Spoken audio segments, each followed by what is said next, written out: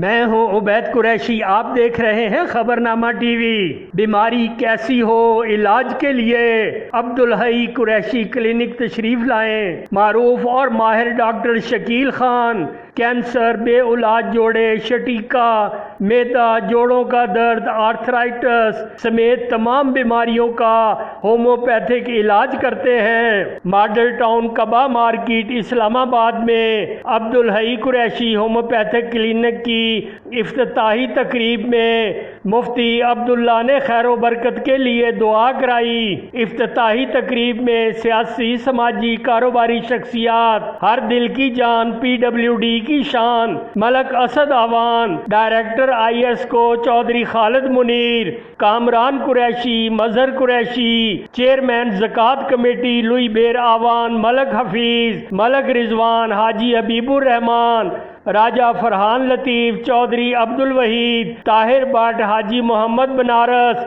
Doctor Arshad, Raja Hammad, Chaudhry Tariq of Wakil colony, Sadar Sheikh Sadiq, हाजी असगर, मोहम्मद मुनीर, अब्बास और दीगर ने शिरकत की। मेहमानों की तवाज़े रिफ्रेशमेंट से की गई। देखते रहिए खबरनामा टीवी, पढ़ते रहिए खबरनामा मैगजीन। 81 राजा साजिद, हमारा चैनल सब्सक्राइब कीजिए, शुक्रिया।